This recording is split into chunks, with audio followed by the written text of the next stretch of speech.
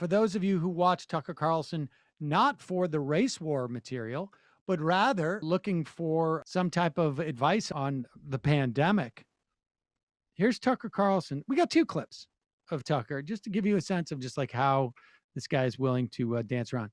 Here he is just yesterday talking about the implications of pushing people to get a COVID vaccine.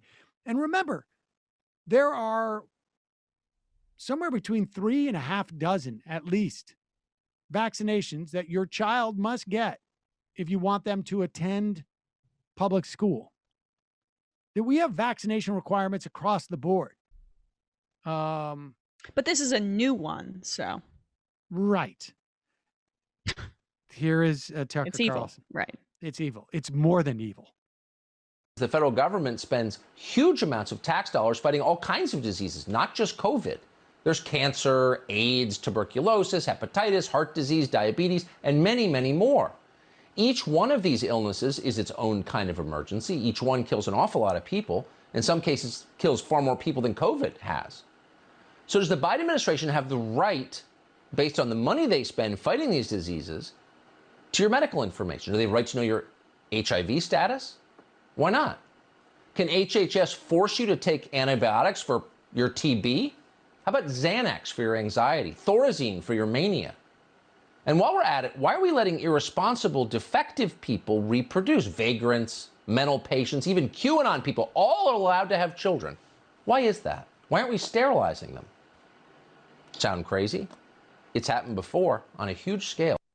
Yes, to Black people and indigenous people and people of Latina descent. And Tucker, if he were alive during those times, it's literally was happening in ICE facilities.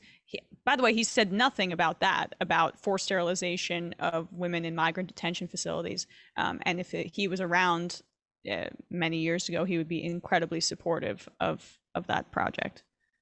Yeah, I mean, the idea that, the slippery slope, if you require vaccinations, or I guess, I mean, I don't even know, like, he is implying that the government is doing something, far more than it's doing in terms of the vaccinations, simply encouraging people to get vaccinations and reporting on the fact that people who are dying of COVID now are doing so needlessly. And the primary reason why a lot of people are not getting vaccinated is completely tied into people like Tucker Carlson and Sean Hannity and Donald Trump. And every day that goes by now, we're watching the statistics roll in. You have more and more people. There is a researchers at Georgetown University pinpoint a number of under-vaccinated clusters of the United States that pose a significant threat to the nation's and potentially the world's progress against COVID-19, because that's where we're starting to see massive rates of infection going up. And it's this Delta variant, which, I mean, some of the numbers on this are just like absolutely insane, right? People with the Delta variant, they found had 1,000 times more copies of the virus in their respiratory tracts than with the original virus. And it's just going to keep getting worse and worse. It also makes it way more contagious. People are contagious earlier on after being infected when they have the Delta variant.